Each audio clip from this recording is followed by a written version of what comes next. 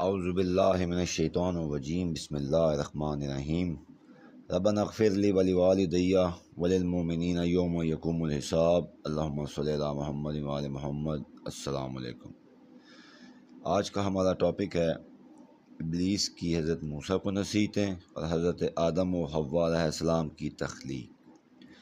شروع کرنے سے پہلے آپ سے التماس ہے کہ اس چینل کو سبسکرائب کریں، لائک کریں اور بیل آئیکن کا بٹن لازمی پریس کریں۔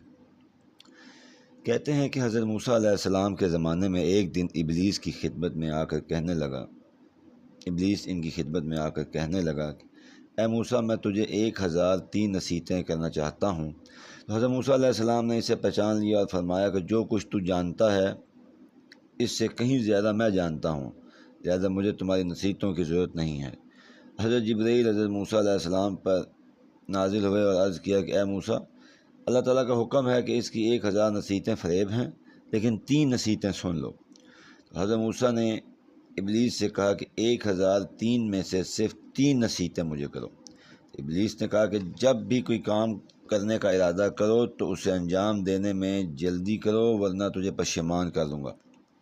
دوسری نصیحت، اگر کسی نامحرم عورت کے پاس تنہا ہو تو مجھ سے غافل مت رہنا، ورنہ میں تمہیں منافی عفت عمل پر آمادہ کروں گا۔ تیسری نصیحت، جب کبھی غضب ناک ہو جاؤ تو فوراً اپنی جگہ تبدیل کرو، ورنہ فتنے کا موجب بنوں گا۔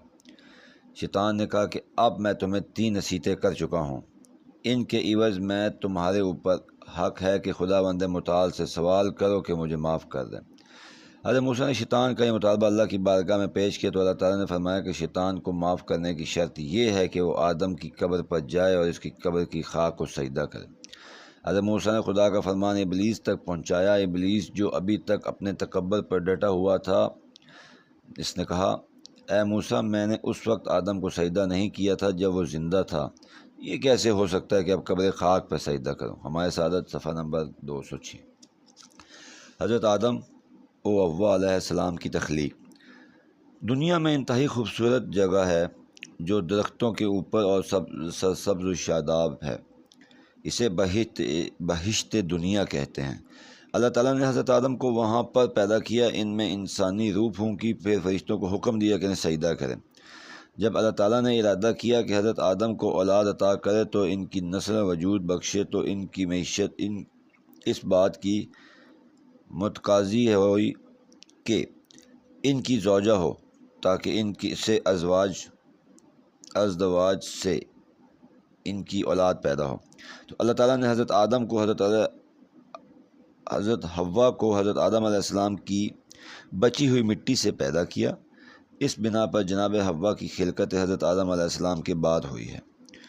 عمر بن ابی مقدام کہتے ہیں کہ میں نے حضرت امام محمد باقر علیہ السلام سے پوچھا کہ اللہ تعالیٰ نے جناب حوا کو کس چیز سے خلق فرمایا؟ حضرت امام محمد باقر علیہ السلام نے فرمایا کہ اس بارے میں لوگ کیا کہتے ہیں؟ میں نے عرض کیا کہ لوگ یہ کہتے ہیں کہ اللہ تعالیٰ نے حضرت حوا کو حضرت آدم علیہ السلام کی پسلی سے خلق کیا۔ تو آپ نے فرمایا وہ لوگ غلط کہتے ہیں۔ میں نے کہا اے فرزند رسول، آپ پر قربان جاؤں، پھر اللہ تعالیٰ نے جناب حوا کو کس چیز سے خلق کیا؟ امام محمد باقر علیہ السلام نے فرمایا کہ میرے پدر گرامی نے اپنے آبا اجداد اور انہیں ان رسول خدا سے نقل کیا کہ آپ نے فرمایا کہ خداوند متعال نے کچھ مقدار خاک لے کر اسے اپنے دست قدرت سے مخلوط کیا اور اس سے حضرت آدم کو خلق کیا، پھر ان کی مٹی جو بچ گئی تھی اس سے حضرت حوا کو پیدا کیا۔ نور الثقلین جلد نمبر اول صفحہ نمبر 430۔